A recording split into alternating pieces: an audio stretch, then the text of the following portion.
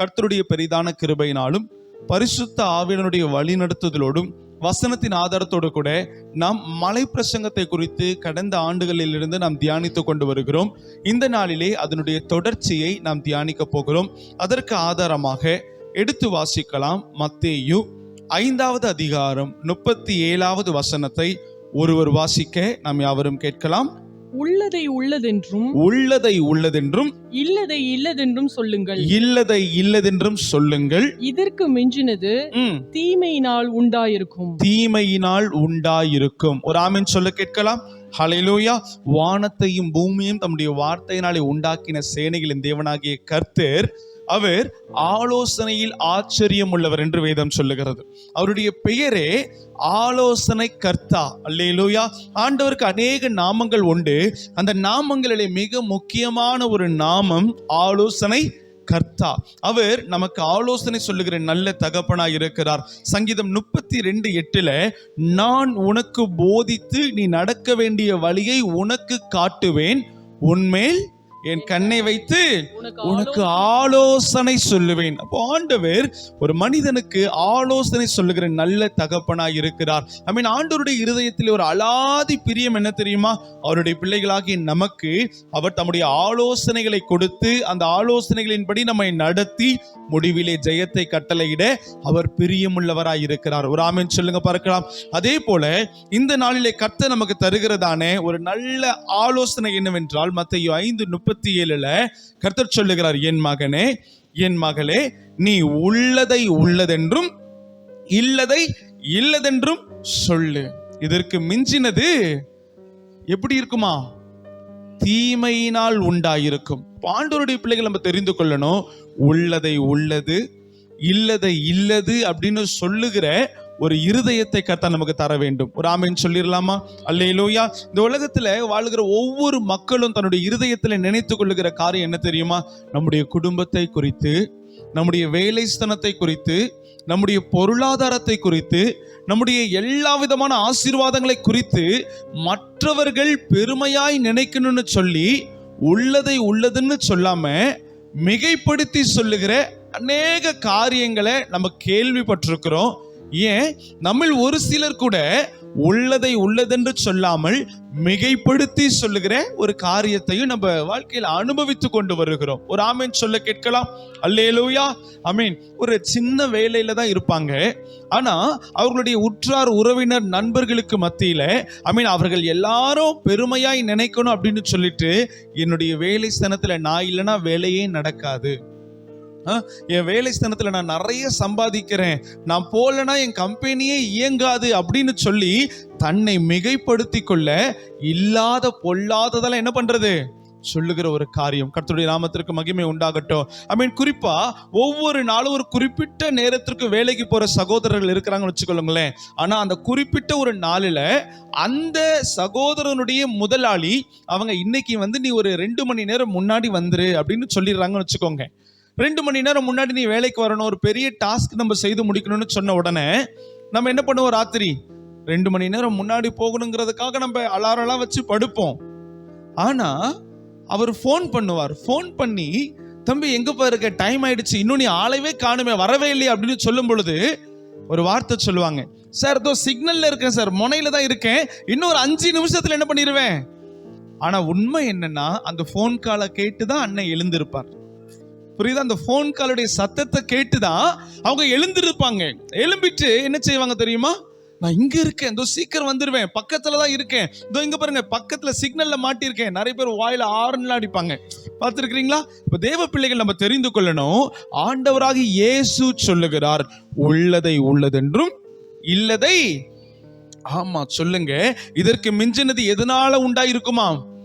பக்கத்துல கைகளை கொடுத்து சொல்லுங்க, உள்ளதை உள்ளதென்றும் இல்லதை இல்லதென்றும் சொல்லுங்கள். ஆமா, எது இருக்கோ அது இருக்குன்னு சொல்லுங்க, எது இல்லையோ அது என்கிட்ட இல்லைன்னு தைரியமா சொல்லுங்க. நம்ம என்கிட்ட இல்ல, என்னுடைய சம்பளம் 10,000 ரூபாய் தான் அப்படின்னு நம்ம வெளியில சொன்னோம்னா கேட்கிறவர்கள் நம்மள அவமானமா நினைச்சிருவாங்களோன்னு சொல்லி என் சம்பளம் 25,000ன்னு சொல்லாதீங்க. ஒரு ஆமீன் சொல்லுங்க பார்க்கலாம். என்ன இருக்கோ அது இருக்குன்னு சொல்லுங்க. எவ்வளவு கிடைக்குதோ இவ்வளவுதான் கிடைக்குதுன்னு சொல்லுங்க. எவ்வளவு வாங்குனீங்களோ இவ்வளவுதான் வாங்கினேன்னு உள்ளத்தின் ஆழத்திலிருந்து உண்மையாய் நம்ம சொல்லும் பொழுது கர்த்தருடைய நாம மகிமைப்படுகிறது. அல்லேலூயா. ஏன் தெரியுமா? நம்முடைய ஆசீர்வாதத்தை நமக்கு தருகிறவர் யார்? தேவன். அவர்தான் நமக்கு தருகிறார். கர்த்தர் தான் நம்முடைய கைகளின் பிரயாசங்களை ஆசீர்வதிக்கிறார். நமக்கு பாக்கியமும் நன்மையும் உண்டாயிருக்க கிருபை தருகிறார். ஆமென். காலையிலிருந்து ராத்திரி வரைக்கும் நம்ம உழைத்தாலும் ஆமென், இந்த உழைப்பிற்கேற்ற ஊதியத்தை ஆமென் கர்த்தர் தான் நமக்கு தருகிறார். அப்போ ஆண்டவர் பரலோகத்திலிருந்து தீர்மானித்து ஒரு 10,000 ரூபாவை நமக்கென்று ஒரு ஊதியமாய் நியமித்திருக்கிறாருன்னா நம்ம 15-20,000 ரூபான்னு மிகைப்படுத்தி சொன்னோம்னா அது எதை தெரியுமா அடையாளப்படுத்தும்? ஆண்டவருடைய வல்லமையை குறைத்து நம்ம வெளிப்படுத்துகிறோம்னு அடையாளப்படுத்தும். ஒரு ஆமீன் சொல்லிடலாமா? புரியுதா நான் என்ன சொல்றேன்னு? ஆண்டவர் உங்களையும் என்னையும் ஆசீர்வதிக்க ஒரு குறிப்பிட்ட தொகையை நம்மளுக்கு தராருன்னா அந்த தொகையை நம்ம தைரியமா வெளியில சொல்லாம ஒரு 20-25 மிகைப்படுத்தும் பொழுது நான் அவ்வளவு எதிர்பார்க்கிறேன், ஆனா ஆண்டவரால் இவ்வளவுதான் தர முடியுது, அதை நான் என் உள்ளத்துல நினைச்சுக்கிட்டு வெளியில 25ன்னு சொன்னேன்னா அவருடைய வல்லமையை நான் உதாசீனப்படுத்துகிறேன் என்பதை அடையாளப்படுத்துகிறது. ஒரே ஒரு ஆமீன் சொல்லிடலாமா? அதனால தான் ஆண்டவராக இயேசு கிறிஸ்து சொல்லுகிறார், உள்ளதை இல்லதை ஆமா சொல்லுங்கள். இதற்கு மிஞ்சினது எதனால உண்டாயிருக்குமா? ஆமா, இந்த இக்கு வச்சு பேசுறது, இலைமறை காயாய் பேசுறது, கொஞ்சம் அவங்களுக்கு புரியுற மாதிரி சொல்லுவாங்க. ஒயிட் லைஸ் பிளாக் லைஸ்ன்னு சொல்லுவாங்க. அதாவது உண்மையை மறைச்சிருவாங்க, பொய் சொல்ல மாட்டாங்க, உண்மையை மறைச்சிருவாங்க. உள்ளதை உள்ளதுன்னு சொல்லாம அப்படிப்பட்ட என்ன காரியங்கள் சொன்னாலும் வேதம் சொல்லுகிறது இது தீமையினால் உண்டானது. ஒரே ஒரு ஆமீன் சொல்லிடலாமா? அல்லேலூயா. இன்னைக்கு பொதுவா ஒரு பழமொழியை குறித்து நம்ம எல்லாரும் கன்சர்னா இருக்கிறோம். என்னன்னா 1000 பொய் சொல்லியாவது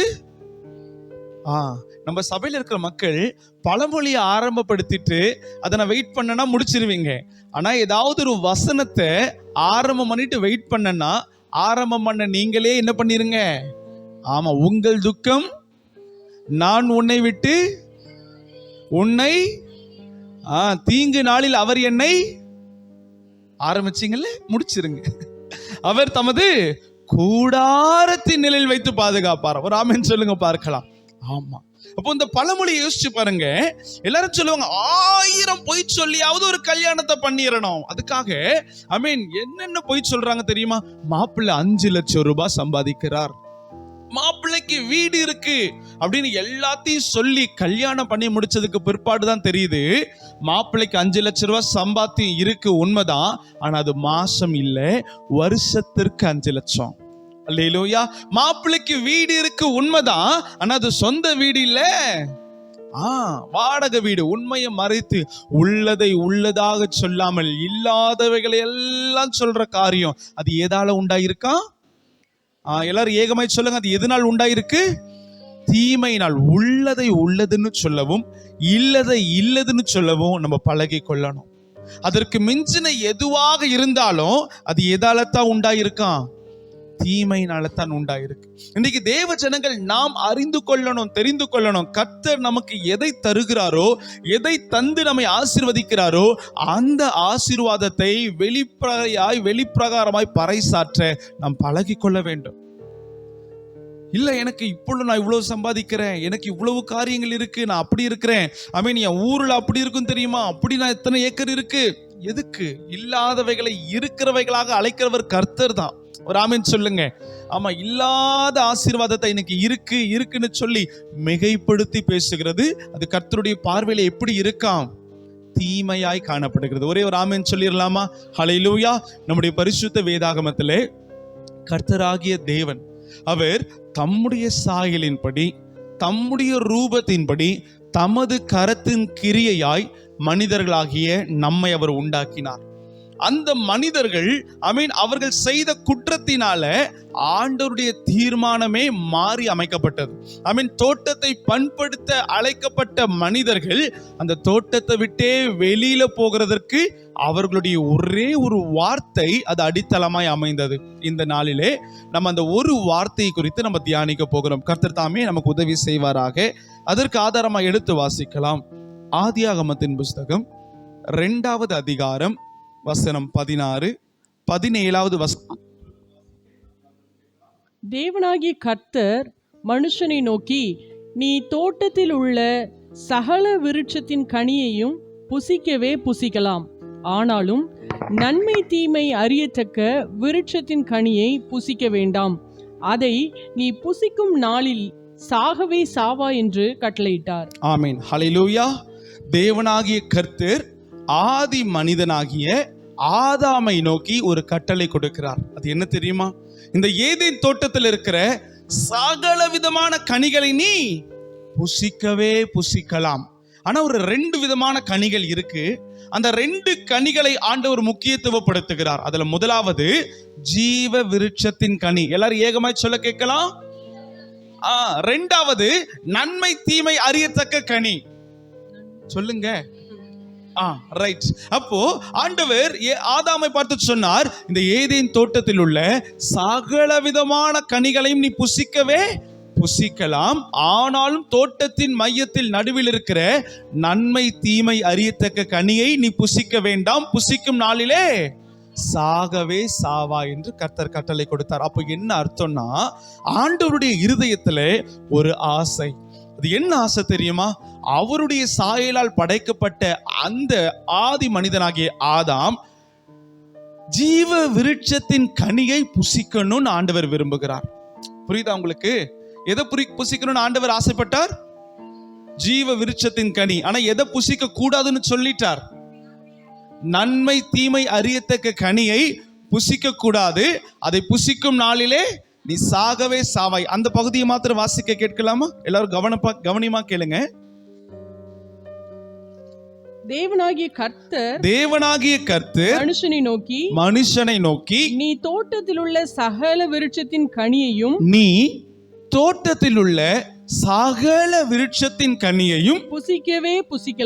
புசிக்கவே புசிக்கலாம்னா என்ன அர்த்தம்? அந்த தோட்டத்தில் உள்ள சகல விருட்சத்தின் கனியில ஒன்னா இருக்கிற ஜீவ விருட்சத்தின் கனியையும் என்ன பண்ணலாம்? புசிக்கவே புசிக்கலாம், ஆனாலும் கவனமா கேளுங்க, நன்மை தீமை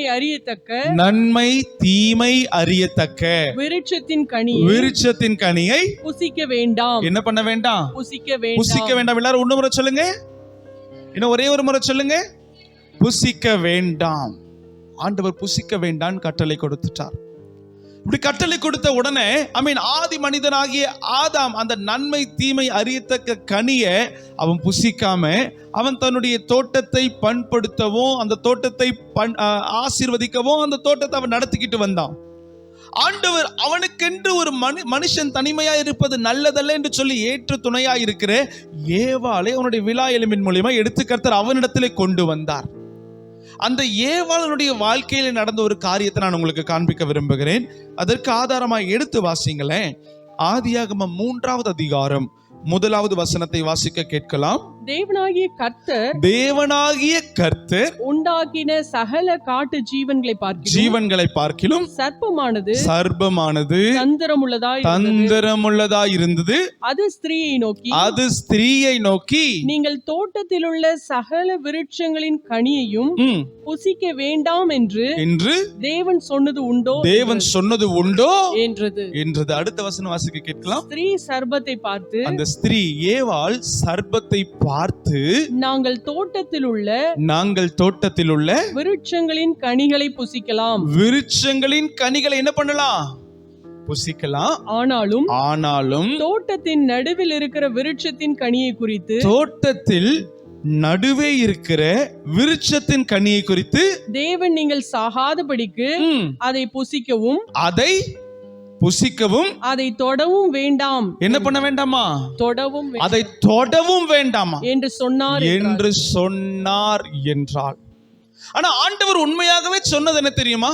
தோட்டத்தில் உள்ள சகல விருட்சத்தின் கனியையும் நீங்கள் புசிக்கலாம், ஆனால் தோட்டத்தின் மையத்தில் இருக்கிற நன்மை தீமை அறியத்தக்க கனியை நீங்கள் புசிக்க வேண்டாம். வெறும் புசிக்க வேண்டாம் தான் ஆண்டவர் சொன்னார். ஆனால் சர்ப்பத்தினிடத்திலே, பிசாசினிடத்திலே ஏவாள் பேசும் பொழுது அவள் சொல்லுகிறா, அத புசிக்கவும் தொடவும் வேண்டாம். மிகைப்படுத்தி சொல்லுகிறது. இன்னைக்கு தேவ பிள்ளைகள் நம்ம தெரிந்து கொள்ளணும், கர்த்தர் நமக்கு தந்திருக்கிற ஆசீர்வாதத்தை ஆம் என்றும் ஆமென் என்றும் நம்ம சொல்ல பழகி கொள்ளணும். ஆமென்.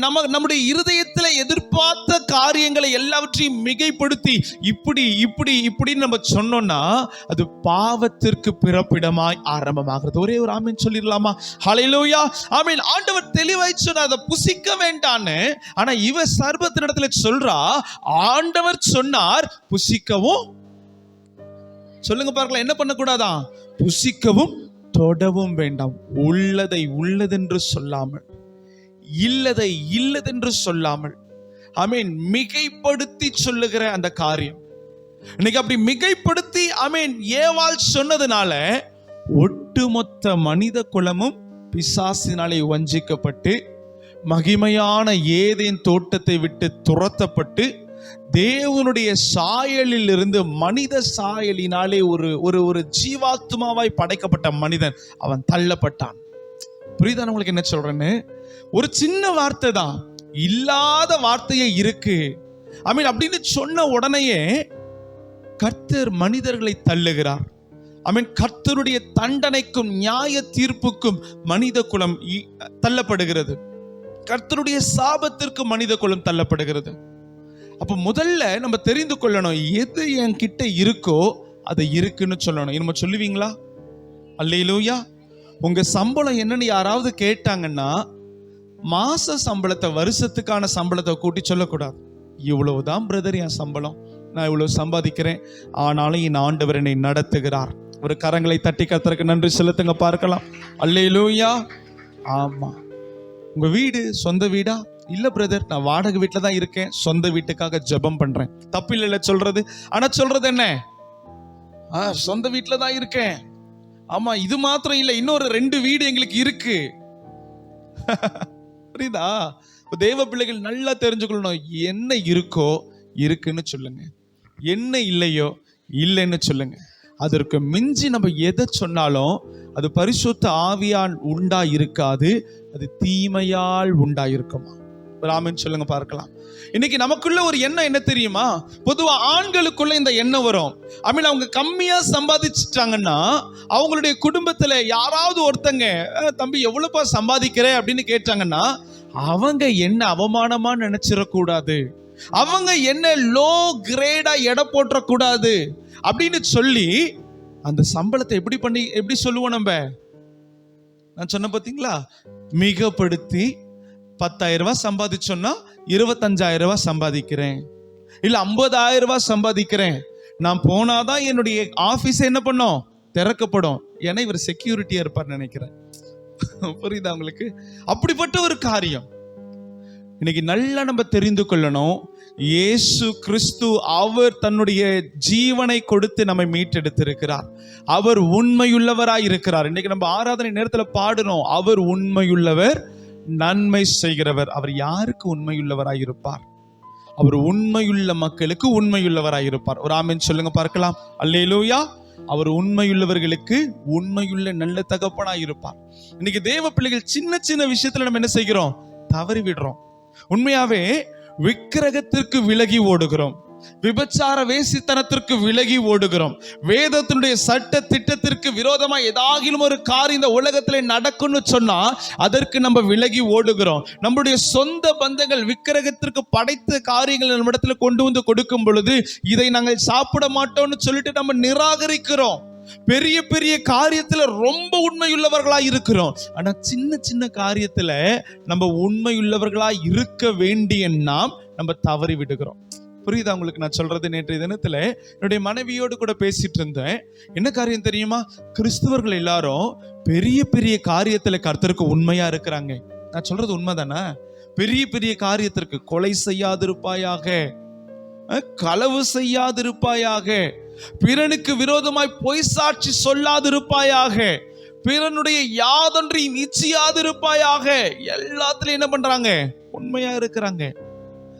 அந்நிய தேவர்களை உங்களுக்கென்று உண்டாக்கிக் கொள்ள வேண்டாம். உண்மையா இருக்கிறாங்க. மேலே வானத்திலும் வானத்தில் கீழுள்ள பூமியிலும் பூமியின் கீழுள்ள தண்ணீரிலும் அதற்கு ஒப்பான யாதொரு சொரூபத்தையும் உங்களுக்கென்று உண்டாக்கி இருக்க வேண்டாம். உண்மையா இருக்கிறாங்க. பெரிய பெரிய காரியத்திற்கு தன்னுடைய ஆவியை கட்டுப்படுத்தி ஆத்துமாவை ஒடுக்கி அவர்கள் கர்த்தருக்கென்று பரலோகத்திற்கென்று உண்மையா இருக்கிறார்கள். ஆனா சின்ன சின்ன காரியம் இருக்கு பாத்தீங்களா, ரொம்ப மைன்யூட்டான காரியம், அதுல தெய்வ பிள்ளைகள் விழுந்துடுறாங்க.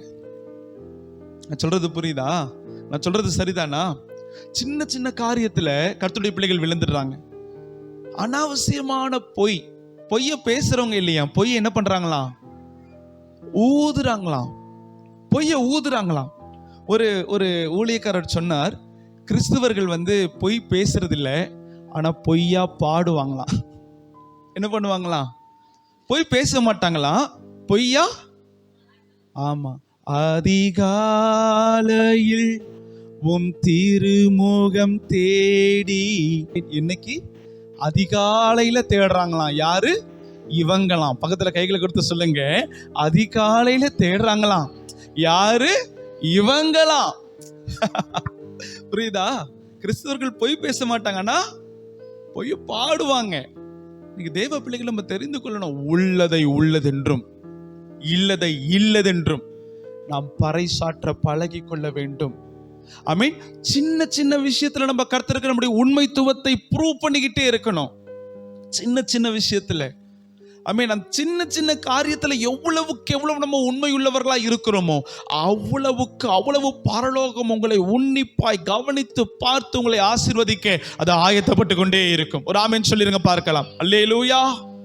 ஆமா, உள்ளதை உள்ளதென்று சொல்லணும். இல்லைன்னா இல்லைன்னு சொல்றதுக்கு தைரியம் இருக்கணும். ஐயோ, என்ன அவமானமா நினைச்சிருவாங்களோ, நான் இவ்வளவு படிச்சுட்டு வேலை இல்லாம இருக்கேன். ஓகே, வேலை இல்லாம தானே இருக்கிறீங்க, வேலையை தேடிட்டு தானே இருக்கிறீங்க, உண்மையை சொல்லுங்க. இல்ல உங்களுடைய வேலையில உங்களுக்கு கம்மியான சம்பளமா, உண்மையை சொல்லுங்க. அவங்க உங்களை அருவருப்பா நினைக்க போகிறது கிடையாது. ஒருவேளை அவர்கள் உங்களை அருவருப்பாய் நினைத்தாலும் நீங்க உண்மை பேசுகிறதுனால கர்த்தர் உங்களுக்கு துணையாக இருப்பார். ஒரு ஆமென் சொல்லுங்க பார்க்கலாம். ஹல்லேலூயா. ஆமென். கர்த்தர் கொடுத்த ஜீவனாகிய ரத்தத்தை வேர்வையா மாத்தி வேர்வை சிந்தி உழைச்சி 10,000 ரூபாய் நீங்க சம்பாதிச்சீங்கனாலும் கேட்கும்போது சொல்லுங்க, என் சம்பளம் எவ்வளவுதான் சொல்லுங்க. புரியுதா? நான் இவ்வளவுதான் சம்பாதிக்கிறேன் பிரதர், சிஸ்டர், என்னுடைய சேலரி இவ்வளவுதான். தைரியமா சொல்லுங்க, உண்மையை உறக்க சொல்லுங்க. அப்படி உண்மையை சொல்லதான் கர்த்தர் பார்ப்பார். என் பிள்ளைக்கு இந்த கொஞ்சத்தில் அவள் உண்மையுள்ளவராய் இருக்கிறாள், இந்த கொஞ்சம் ஆசீர்வாதத்தில் என்னுடைய பிள்ளை பரத்திற்கு உண்மையுள்ளவராய் இருக்கிறாள். வசனம் சொல்லுது, கொஞ்சத்தில் உண்மையுள்ளவனாய் இருந்தாய் உன்னை அநேகத்திற்கு. ஆரம்பத்தில் அந்த கொஞ்ச காரியத்துல உண்மை, சின்ன சின்ன காரியத்துல உண்மை. தேவ பிள்ளைகள், இன்னைக்கு நம்ம ஆலயத்திலிருந்து கடந்து போகும்பொழுது நம்ம தீர்மானத்தோடு போகணும். சின்ன சின்ன காரியத்திலையும் நான் என் இயேசுவிற்கு என்னை நிரூபித்து காட்ட வேண்டும். ஒரு ஆமென் சொல்லுங்க பார்க்கலாம். அல்லேலூயா. சின்ன சின்ன காரியம்தான். இஷ்டத்துக்கு வாயை திறந்த உடனே என்ன வந்துருது? சட சட சட சட சொல்லிடணும், பொய் சொல்லிடணும். எங்க இருக்கிறீங்க? இதோ அங்கதான் இருக்கிறேன். என்ன பண்றீங்க? இதோ நான் படிச்சுக்கிட்டு இருக்கிறேன். என்ன பாஸ்டர் போன் பண்ணும்போது சொல்லுவாங்க, என்னம்மா எப்படிமா இருக்கிறீங்க? உண்மையாவே நல்லா இருப்பாங்க. எங்க பாஸ்டர் நல்லா இருக்கிறது? அல்லேலூயா. ஆமா, உன்னுடைய வாயின் வார்த்தையின்படியே உனக்கு. ஆமா, உண்மையை சொல்லுங்க. அது எப்படி சொல்லுங்க? சந்தோஷமா சொல்லுங்க. கர்த்தர் பெரியவராய் இருப்பார். அல்லேலூயா. இந்த நாளில் இன்னொரு காரியத்தை நான் உங்களுக்கு முன்பாய் காண்பிக்க விரும்புகிறேன். அதற்கு ஆதாரமா எடுத்து வாசிக்கலாமா? ஆதியாகமத்தின் புஸ்தகம் 46வது அதிகாரம் 33வது வசனத்தை ஒருவர் வாசிக்க நாம் யாவரும் கேட்கலாம். பார்வோன் உங்களை அழைத்து உங்கள் தொழில் என்ன என்று கேட்டால், உங்கள் தொழில் என்னவென்று கேட்டால், நீங்கள் கோசேன் நாட்டிலே குடியிருக்கும்படி பார்வோனை நோக்கி எங்கள் பிதாக்களைப்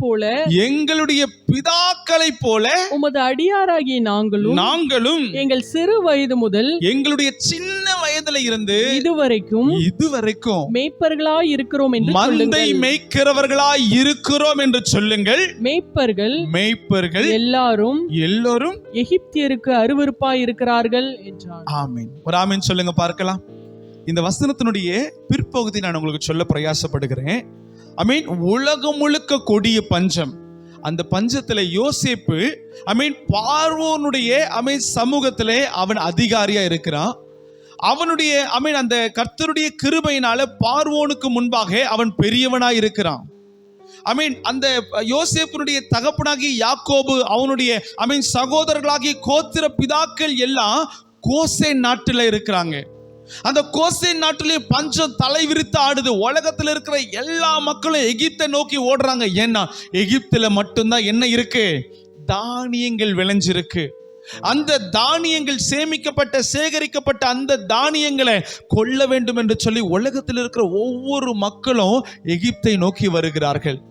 அப்படி எகிப்தை நோக்கி வரும் பொழுது யோசேப்பு சொல்லுகிறார், தன்னுடைய தகப்பனாகிய யாக்கோபை பார்த்து, அவனுடைய சகோதரர்களை பார்த்து இந்த வார்த்தையை சொல்லுகிறார். அந்த வார்த்தை மறுபடியும் வாசிக்க கேட்கலாமா? சொல்லுங்கம்மா. நீங்கள் கோசேன் நாட்டிலே குடியிருக்கும்படி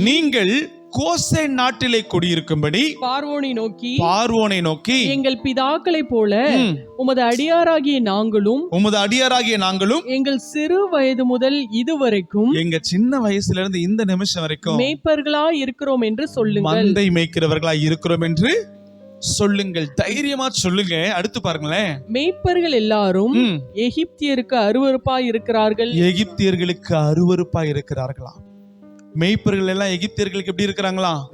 ஏன்னா எகிப்தியர்கள் எல்லாரும் ஒயிட் காலர் ஜாப், எல்லாருமே நல்ல ஒரு ப்ரொஃபஷனலான வேலை செய்யறவங்க. இந்த லோ கிரேட் வேலை எல்லாத்தையும் யாரை வச்சுதான் செய்வாங்கன்னா, எகிப்திலே அடிமையா இருக்க ஜனங்களை வைத்து தான் செய்வாங்க. ஆடு மேய்க்கிறது, கழுதை மேய்க்கிறது, மாடு மேய்க்கிறது, இந்த செங்கல் அறுக்கிறது, இந்த மாதிரி ரோட்டை பெருக்கிறது, இப்படிப்பட்ட எல்லா வேலையையும் எகிப்தியர்கள் அவர்களுக்கு அடிமையா இருக்க ஜனங்களை வைத்து தான் செய்து கொண்டு வருகிறார்கள். அப்போ அந்த அடிமைத்தனத்தின் அந்த வாழ்க்கையை வாழ்ந்து கொண்டிருக்கிற இஸ்ரவேலர்களா இருக்கட்டும், வேற யாராக இருக்கட்டும், அவங்க செய்யற வேலையெல்லாம் எகிப்தியர்கள் எப்படிதான் பார்ப்பாங்க? அருவருப்பாய் பார்ப்பாங்களாம். எப்படி பார்ப்பாங்களாம்? அருவருப்பாய் பார்ப்பாங்க. ஆனா யோசேப்பு சொல்றார், பார்வோன் உங்க வேலை என்ன? நீங்க என்ன வேலை செய்யற ஆட்கள்னு கேட்டா தைரியமா என்ன பண்ணுங்க, நான் மாத்திரம் இல்ல, என்னுடைய பிதாக்கள் முதற்கொண்டு ஆதியிலிருந்து இந்த நாள் வரைக்கும் நாங்கள் மந்தை மேய்க்கிறவர்களாக இருக்கிறோம். அல்லேலூயா. நாங்க மந்தை மேய்க்கிறவர்களா தான் இருக்கிறோம். அப்படி உண்மையை சொல்லுங்க. அப்படி சொன்ன உடனே நடக்கிற காரியம் என்ன நினைச்சிருப்போம்?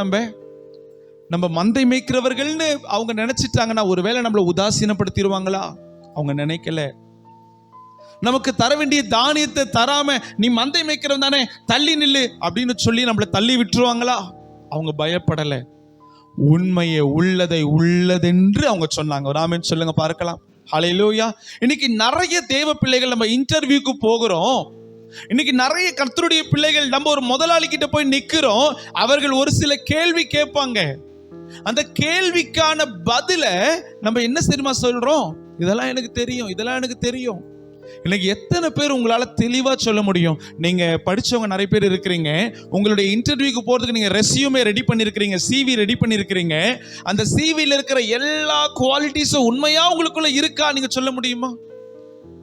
Sir, I am expert in word sir. MS வேர்டுல நான் கலை தேர்ந்தவன், அப்படி படிப்பேன். MS வேர்டுனா எனக்கு அப்படி தெரியும். அப்புறம் என்னென்ன ஏஐல நான் ஸ்பெஷலிஸ்ட். எல்லாத்தையும் என்ன எதுல போடுறியா? அல்லேலூயா. ஆமென் சொல்லுங்க பார்க்கலாம். ஆமா, நல்லா படிச்சிருக்கிறோம். ஆனா அந்த ரெஸ்யூமை எடுத்து பார்த்தாதான் தெரியும் இயேசு நம்மள உண்மையாகவே, நம்ம இயேசுவை நம்ம ஏமாத்தாம தான் நம்ம ஆராதிக்கிறோமா? இன்னைக்கு கர்த்தராகிய தேவனை உண்மையாத்தான் நம்ம ஆராதனை செய்யறோமா? இன்னைக்கு பாருங்க, உண்மை என்ற ஒரு வார்த்தை அது உங்களுக்கும் எனக்கும் தான் உரித்தா இருக்க வேண்டும்.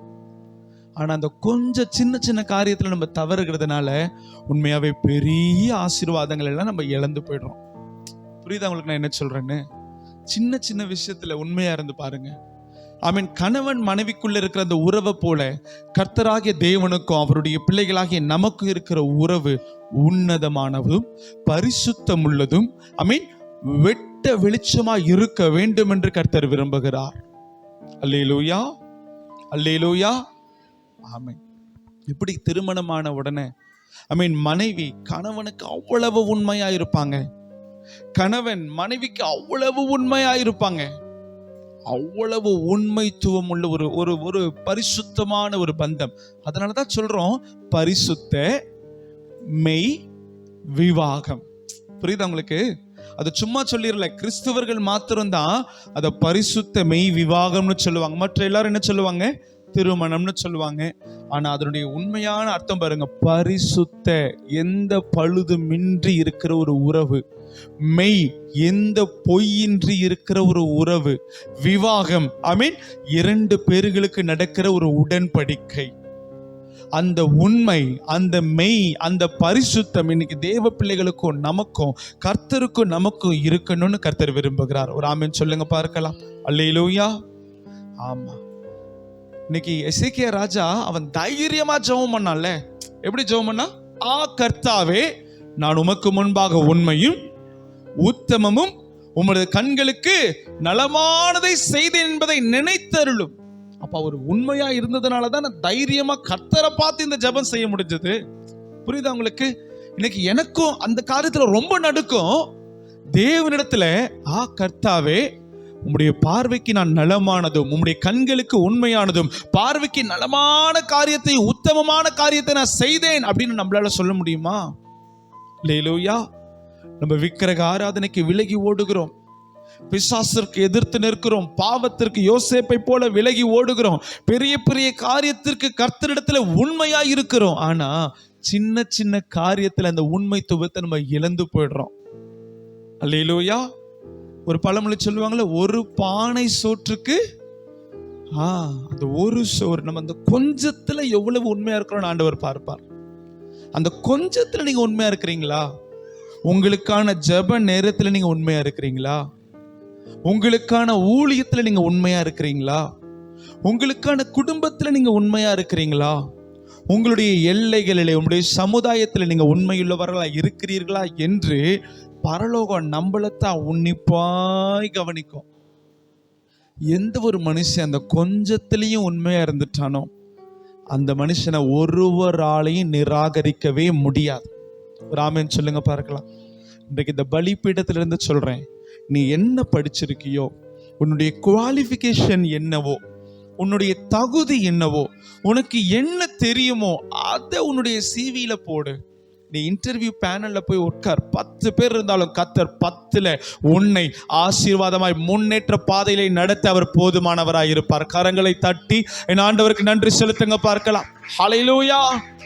10 பேர் இருக்கிற இடத்துல தானியேலை மாத்திரம் ஆண்டவர் தனித்துவமாய் அடையாள காட்ட அவரால் முடியும் என்று சொன்னால், உங்களையும் என்னையும் உண்மையுள்ளவர்களாய் நம்ம வாழும் பொழுது நம்மை அடையாளம் காட்டி ஆசீர்வதிக்க அவரால் முடியும். நம்புறீங்களா? நம்புறவங்க மாத்திரம் நம்புற அளவுக்கு தக்க ஒரு அல்லேலூயா. ஆமென். நிச்சயமா கர்த்தர் செய்வார். ஆண்டவர் நம்மளை ஆசீர்வதிக்க முடியாதபடிக்கு ஒரு தடை நடுவுல இருக்கு. என்ன தெரியுமா? உண்மை இல்லாத ஒரு வாழ்க்கை.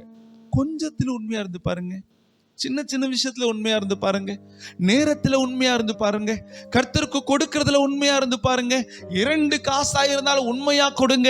ஆண்டவர் ஆசீர்வதிக்க அவர் போதுமானவராய் இருக்கிறார். அல்லேலூயா.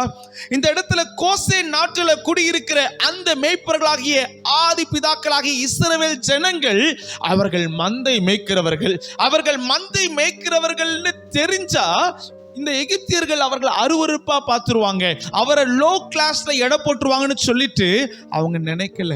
அவங்க சொன்னாங்க, நான் மந்தை மேய்க்கிறவன் தான்ப்பா, என் வேலை இதுதான். தைரியமா சொன்னாங்க. நடந்த காரியம் என்ன தெரியுமா? ஒரு வசனத்தை காண்பிக்கிறேன். அதே அதிகாரத்துல 47வது அதிகாரத்துல ஆதியாகமம் 47 வசனத்தை ஒரு வாசிக்க கேட்கலாம்.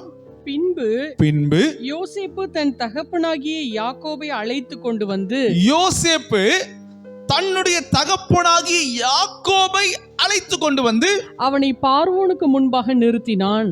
அந்த மந்தை மேய்க்கிறவனை, எகிப்தியருடைய கண்களுக்கு அருவருப்பாய் இருக்கிற அந்த மந்தை மேய்க்கிற யாக்கோபை பார்வோனுக்கு முன்னாடி நிறுத்தினானாம். அல்லேலூயா. பார்வோனுக்கு முன்பாக நிறுத்தினான். யாக்கோபு பார்வோனை ஆசீர்வதித்தான். இங்க பாருங்க, எகிப்தியர்கள் அருவருப்பாய் நினைக்கிற அந்த மந்தை மேய்க்கிற தொல்லை செய்கிற அந்த யாக்கோபு யார ஆசீர்வதித்தானா? எல்லாரும் சொல்லுங்க, எல்லாரும் இன்னொரு முறை சொல்லுங்க. பார்வோனை ஆசீர்வதித்தான். இன்னைக்கு தேவ பிள்ளைகள் நம்ம தெரிந்து கொள்ளணும், நம்ம உண்மையா இருக்கும் பொழுது இந்த உலகத்தில் இருக்கிற ராஜாக்களை ஆசீர்வதிக்க கர்த்தர் நம்மை பயன்படுத்துவார். அல்லேலூயா. அப்போ நமக்குள்ள அந்த உண்மைத்துவம் காணப்படலைன்னா நமக்கே ஆசீர்வாதம் வராது. நம்ம எங்க ராஜாக்களை ஆசீர்வதிக்கிறது? புரியுதா உங்களுக்கு நான் என்ன சொல்றேன்னு? அவன் உண்மையை சொன்னான். இவ்வளவுதான், என்னுடைய குவாலிஃபிகேஷன் இதுதான், என்னுடைய தகுதி இதுதான், என்னுடைய படிப்பு இதுதான், என்னுடைய வேலை இதுதான். நீ என்ன அருவருப்பா நினைச்சாலும் பரவாயில்ல, என்னை அழைத்தவர் என்னை அருவருப்பா ஒரு நாள் நினைக்க போறது இல்லை.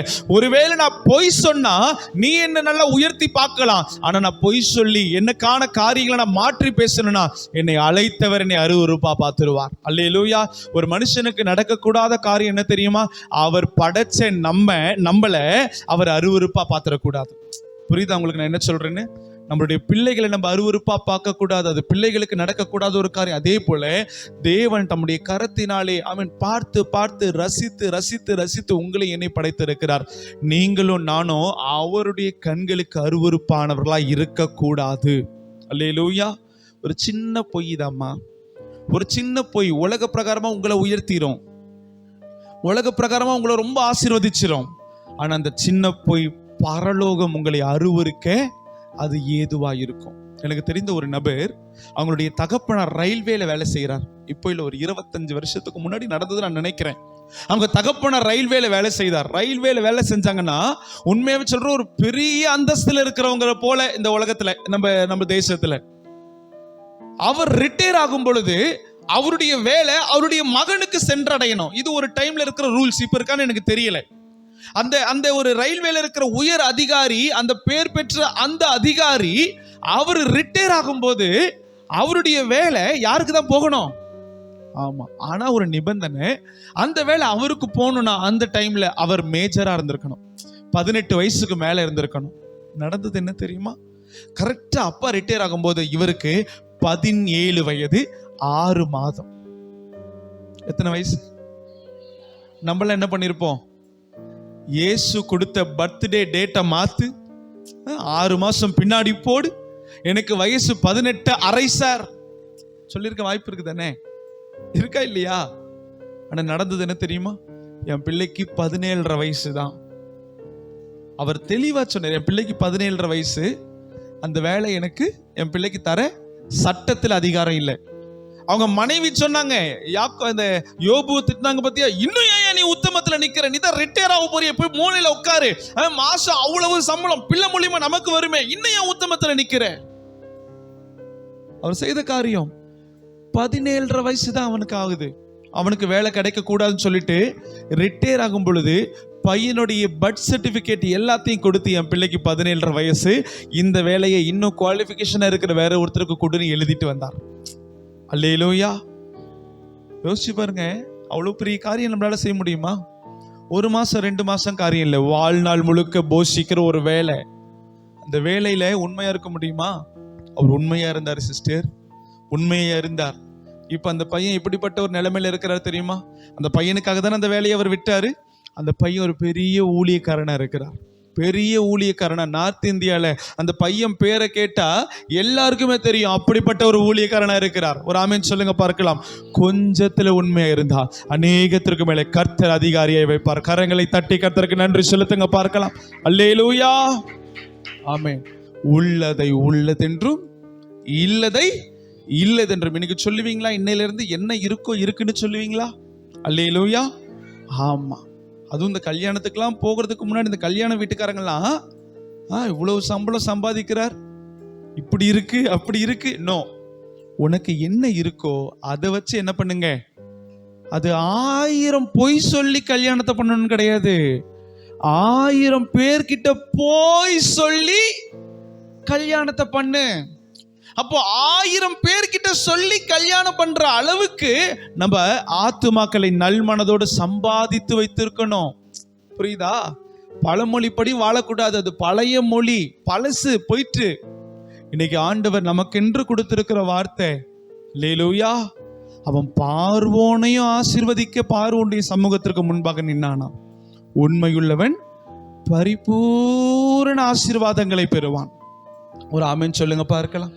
உண்மையுள்ளவன் எப்படிப்பட்ட ஆசீர்வாதங்களை பெறுவானா?